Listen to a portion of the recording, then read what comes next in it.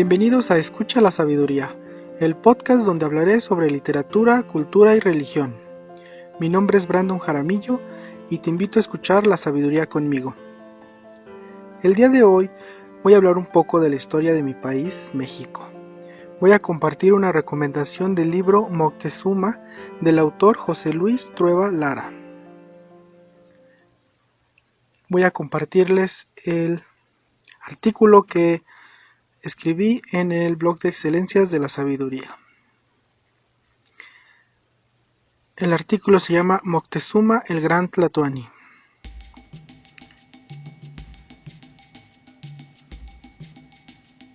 José Luis Trueba Lara nos muestra en su libro no simplemente una lectura de historia aburrida de la cual nadie quiere saber, al contrario, para mí es un increíble viaje en la historia de México, la cual nos lleva a 1466 para descubrir la historia de uno de los personajes más polémicos de la historia de México, que es Moctezuma.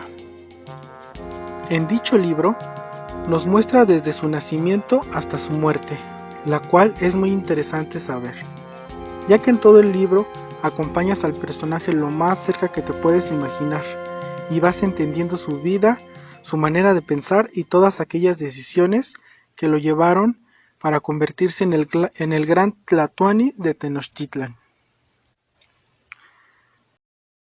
En mi opinión, Moctezuma fue un excelente guerrero. Se ganó su puesto con honor.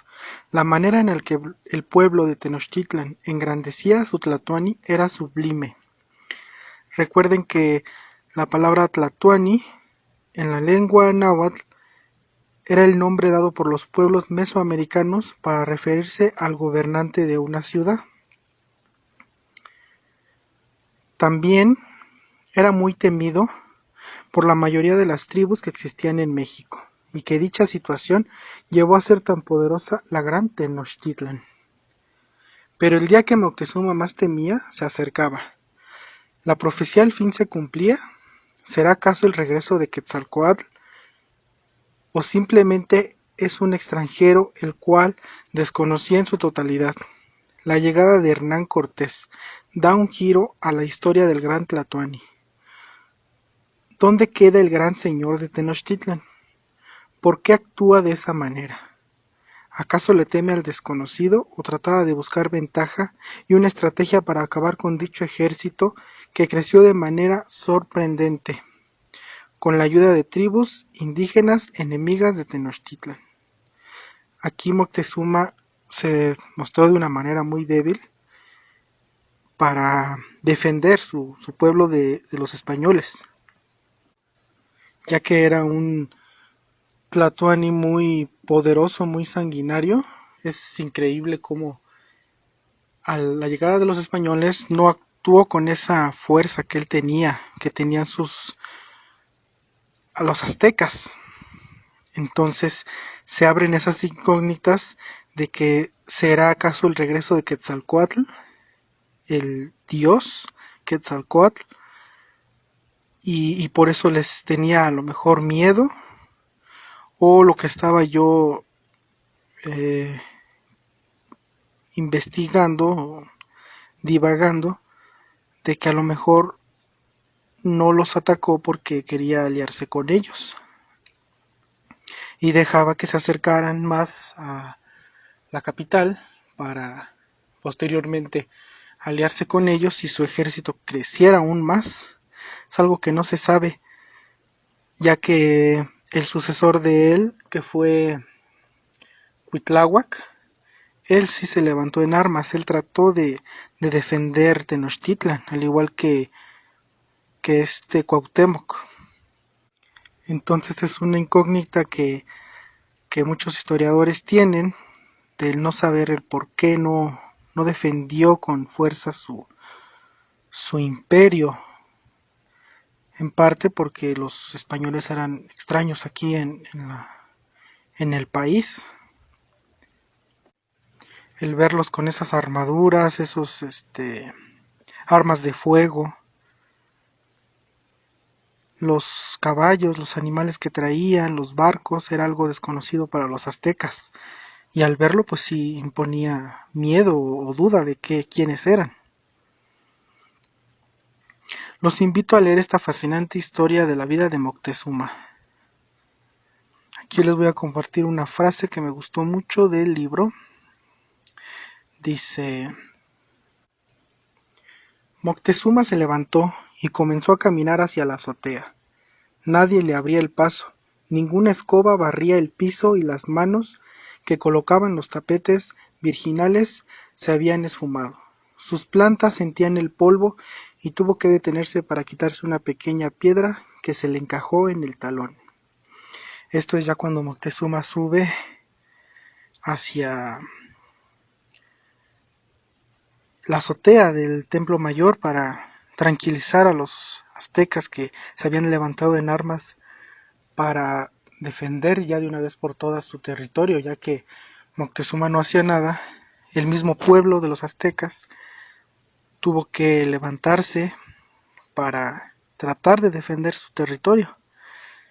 Y pues ya Moctezuma no tenía nada que lo defendiera, que le rindiera honores. Por eso dice que nadie le abría el paso, ninguna escoba barría el piso. Y antes a él le preparaban el camino, le ponían los tapetes, barrían para que no estuviera mal, ya que era el gobernante de ahí. Eso es lo que nos platica esta novela histórica, más o menos de cómo pudo haber sido el trato que tenían a Moctezuma. Y por eso dice, tuvo que detenerse para quitarse una pequeña piedra que se le encajó en el talón. Y eso el gran Tlatoani no lo podía hacer. El que se le encajara una pequeña piedra, eso era un insulto, porque él debía caminar sobre tapetes y lugares limpios. Pero ya al final pues ya quedó así. Espero se animen a leer este libro, que es muy bueno. Nos permite conocer más a profundidad a este personaje y de una manera muy sencilla para conocer más sobre este autor,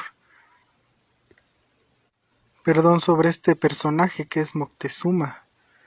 No es un libro como un ensayo, es una novela histórica que salen personajes, nos describen los escenarios. Me gusta porque en una escena mencionan a la Llorona, o sea, nos permite comprender bien la historia de Moctezuma de una manera que podamos entender y nos sea fluida la lectura. Es muy fluida esta lectura y conocemos parte de la vida de Moctezuma y la conquista española. Les quiero compartir el primer capítulo del libro para que se animen a leerlo. La oscuridad de la habitación estaba a punto de devorar a Xochicuyetl, la mujer del soberano. Avanzaba hacia la primera caverna. El reino de la muerte, que se transforma en vida, la esperaba sin ansia. Sin importar lo que pasara, ella se adentraría a su territorio.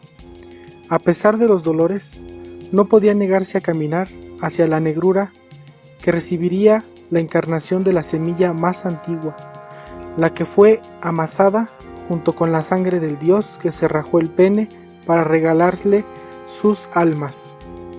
Los hombres eran de maíz, pero sus 3 espíritus venían de ese sacrificio. El ritual donde se enfrentaban la vida y la muerte estaba a punto de comenzar. El prisionero, que encarcelaba su vientre, moriría en sus entrañas y renacería en este mundo. Un paso, casi tembloroso, le permitió acercarse para descubrir el sitio al que jamás había entrado. Las mujeres, que estaban secas por dentro, no podían profanarlo. Ellas eran como los campos que se desprecian sin remordimientos. Un vientre yermo apenas merecía un escupitajo. Las vigas que detenían el techo estaban tiznadas, y en las paredes ningún adorno se oponía al tezontle. La piedra, escarlata y porosa, era idéntica al color que los dioses exigían en las batallas y los sacrificios. El piso había sido barrido con gran cuidado, los petates que lo cubrían enrollados y ocultos en algún recoveco del palacio de Azcayácatl. El mandamiento no podía ser desobedecido. No debía quedar ninguna huella de la sangre que pronto se derramaría. El humo del copal, que se consumía en el brasero, se aferraba a la rugosidad de los muros y trazaba delgadas nubes. El fuego se había encendido desde el preciso instante en que se iniciaron las contracciones de su vientre. Adentro solo estaban las mujeres que esperaban su llegada, su madre y algunas de las otras esposas de Azcayácatl. Guardaban silencio. Una palabra invocaría la desgracia. Las lenguas tenían que quedarse firmes hasta que terminara el combate, que ocurría en sus adentros. Todos los ojos estaban fijos en el piso, en las afiladísimas navajas que penetrarían en el cuerpo de Xochicuyetl. Si él que estaba por nacer se aferraba al vientre de su madre, su cuerpo sería despedazado con tal de salvarla. La vida del crío era importante, pero la de la parturienta era más. Su existencia era una de las garantías de la alianza, pactada entre Azcayácatl, Etlatuani de Tenochtitlan, y su padre el señor de Iztapalapa. Los pasos de Xochicuyetl eran lentos. De cuando en cuando, las contracciones lo obligaban a detenerse y aferrarse del brazo de la comadrona, que estaba a su lado. Los dedos firmes emblanquecían la piel de la anciana. El cuerpo de la parturienta olía a hierbas y su cabello seguía húmedo. Las gotas de agua perfumada se fundían con el sudor que recorría su frente. El calor del temezcal aún la arropaba, pero la soltura de sus músculos se perdía a cada paso. Cada vez que sus entrañas se retorcían, la tensión volvía con toda la fuerza. La batalla entre la vida y la muerte se había iniciado, pero ella se sentía tranquila. El sabor del agua en la que habían hervido una cola de tlacuache le ayudaba en las contracciones y sanaba algunos de sus dolores. Y Xochicuyetl también contaba con el amparo de los dioses. Ella había cumplido con los rituales desde que las sangres se fueran de su sexo. Los discursos se pronunciaron en la fecha precisa y jamás se comió un tamal que se quedara pegado en la olla. Cada vez que los desenvolvía, miraba con cuidado las hojas de maíz para descubrir un error de los sirvientes del palacio. Si lo hubiera llevado a su boca, su hijo se quedaría unido a su vientre. Tampoco se alimentó con corazones de guajolote y sus labios solo sintieron el sabor de las tortillas, que se palmearon con las más pequeñas bolitas de masa.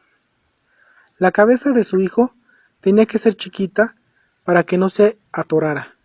También se alejó de las miradas que podían dañarla. Los que le deseaban el mal asesinarían a su hijo con la ojeriza, y los que tenían la vista muy fuerte podían herirlo, incluso sin desearlo. Si esto pasaba, el niño nacería con la mollera hundida y por ahí se escaparían sus almas, la del corazón, la del hígado y la que ya se guardaba en su cabeza. Por más que la curandera le soplara en la quijada y los párpados, la coronilla nunca se levantaría y la huesuda se adueñaría de su cuerpo. Su madre siempre tenía razón, por eso, bajo su ropa, tenía amarrada una semilla idéntica a un ojo de venado y a su lado colgaba el diminuto cuerpo de un colibrí disecado. Cuando nacería, su hijo tendría que convertirse en la encarnación de Huitzilopochtli, el dios guerrero, que fue parido por Coatlicue al principio de los tiempos. Valía más que así fuera. De otra manera, viviría con espinazo curvo y el sabor de la tierra en los labios. Sin embargo, nadie debía darse cuenta de sus planes. Bajo las impecables maneras de los habitantes del palacio corrían los ríos de fuego que se deseaban la desgracia a los que podían aspirar al trono. A los más de 100 hijos de Azcayácatl se sumaría otro, un peligro para algunos, un enemigo para los envidiosos, una insignificancia para los que se creían seguros. La vida que estaba a punto de llegar al mundo no estaba libre de emboscadas. Los días de Xochicuyetl podrían cambiar después del parto. Hasta ese momento, solo había sido una más en la fila de las mujeres soberano. Apenas destacaba, por lo que muy pocos sabían y unos cuantos intuían lo que ocurría en la oscuridad. De las habitaciones del palacio era un murmullo que ocultaba las maldiciones. Pero, si su hijo se sentaba en el trono cubierto con pieles de jaguar, ella podría ser la primera y las demás. Si es que sobrevivían a su ascenso, tendrían que inclinarse ante su presencia. Cuando llegaron a uno de los rincones de la habitación, la partera desvistió a Xochicuyetl. Las prendas tejidas con las fibras de las hojas más tiernas de los magueyes se quedaron en el suelo. Los bordados con los símbolos de Coatlicue apenas podían distinguirse. Nadie podía distinguir sus anhelos ante las otras mujeres de Azcayácatl. Su hijo nunca se revelaría como la encarnación de Huitzilopochtli. Eso sería muy peligroso. Solo lo acercaría al conjuro terrible y la mirada que lo secaría por dentro gracias a las hechiceras. El niño tendría que aprender a fijar sus pupilas en el piso hasta que llegara el momento de levantar sus armas. La preferida de Azcayácatl conocía el secreto del poder, el trono de Tenochtitlan. Solo se llegaba por el camino del asesinato y la traición. La grandeza estaba reservada para los supervivientes. Lentamente, la anciana la ayudó a ponerse en cuclillas y se colocó a sus espaldas. El murmullo de la partera empezó a adueñarse de la habitación. Su voz, incomprensible, invocaba a la divinidad precisa y buscaba las palabras que le ayudarían. Así siguió hasta que la claridad se adueñó de su boca. «Haz fuerza», dijo, «haz fuerza con el caño de la madre para que salga la criatura. Transfórmate en una guerrera. Conviértete en un águila, en un jaguar. Puja, desafía a la calavera, vénsela, tírala al piso, patéala para que se largue». Xochicuyetl obedecía sus órdenes. Ella tenía que parir. Ese era su destino. Esa era su obligación. Poco a poco el niño comenzó a asomarse al mundo, mientras las venas del cuello de Xochicuyetl se tensaban como los mecates que sostenían las piedras que daban forma a los templos. El hijo de Azcayácatl nació sin problemas y sin que la muerte lo reclamara. Después de los primeros chillidos, la partera lo tomó y le entregó los símbolos de su destino, un pequeño escudo, una flecha diminuta. Los ojos de todos estaban pendientes de lo que sucedería. El rechazo de la guerra condenaría al recién nacido e invocaría a las sombras que traerían de apoderarse de Tenochtitlan. Los hijos de Azcayácatl solo podían tener dos destinos: el cuchillo que alimentaba a los dioses en los altares y la sangre que se derramaba en las batallas.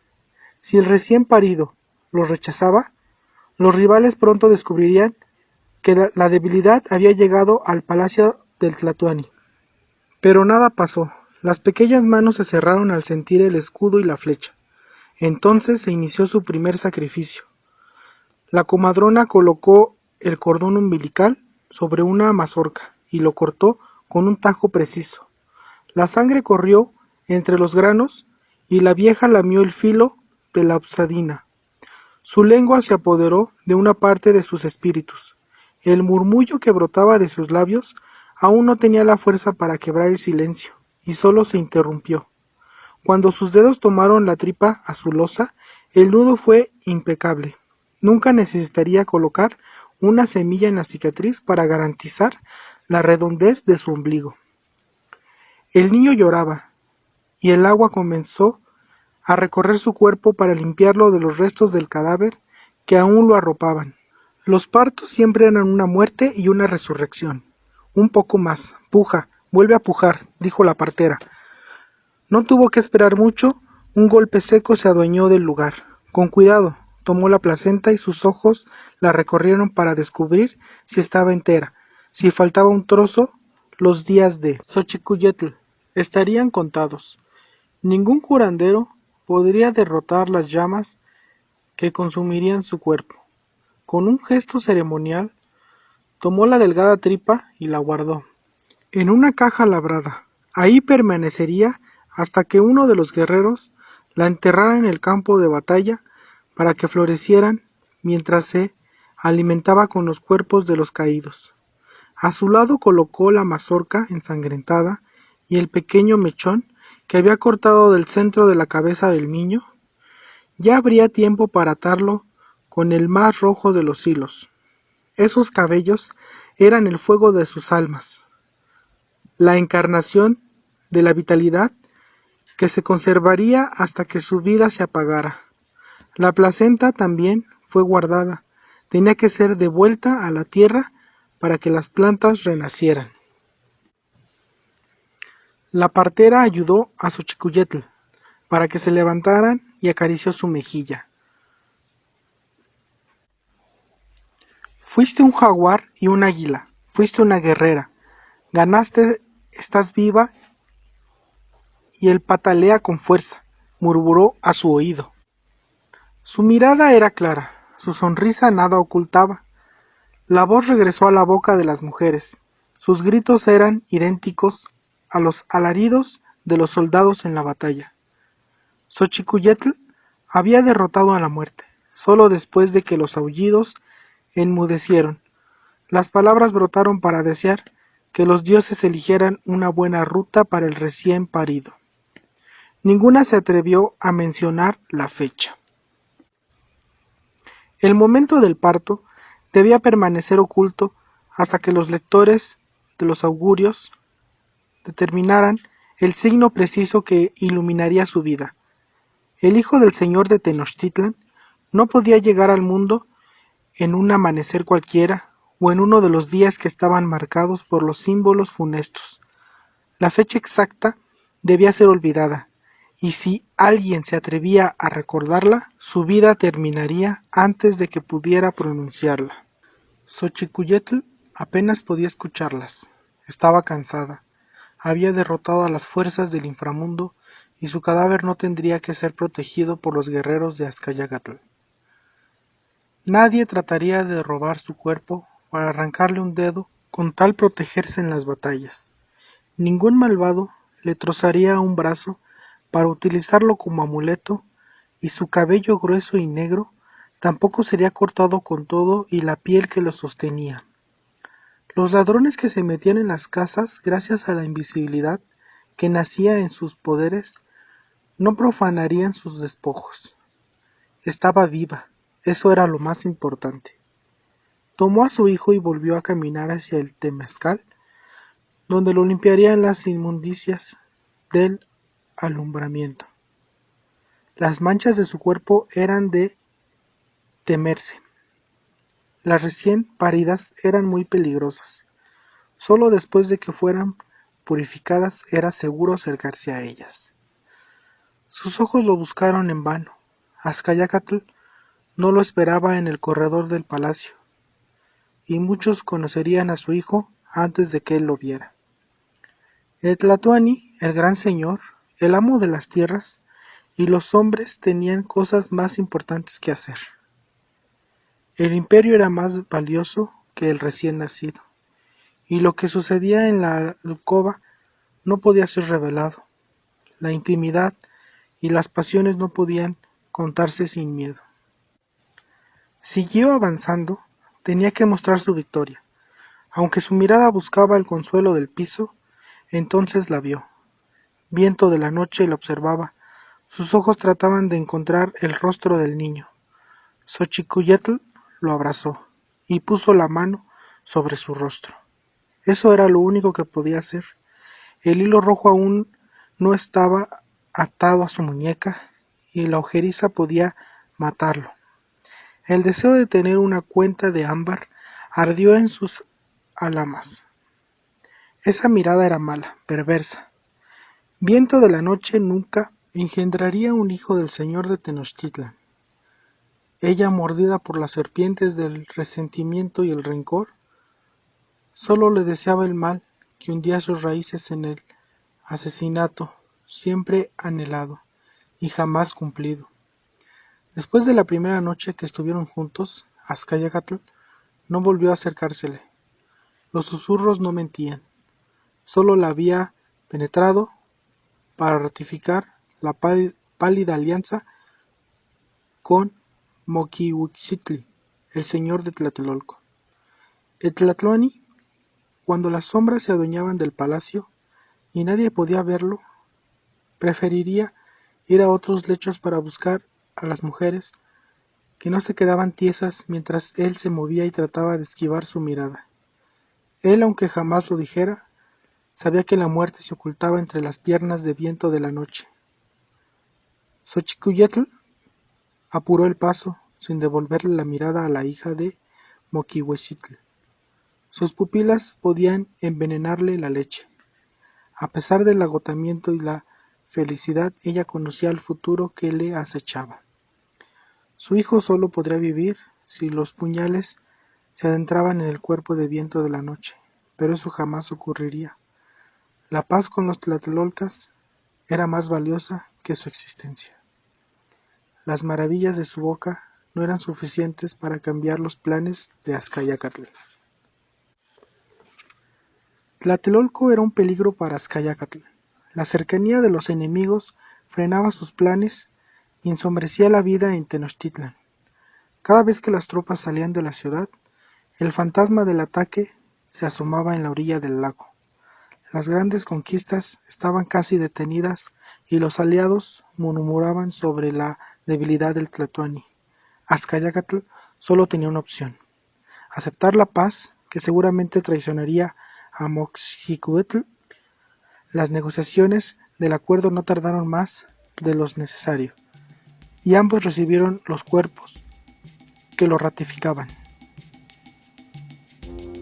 El señor de Tlatelolco no dudó al elegir a Viento de la Noche. Su hija era un peligro para el señor de Tenochtitlan. Azcayácatl tampoco tuvo problemas al señalar a una de sus hermanas.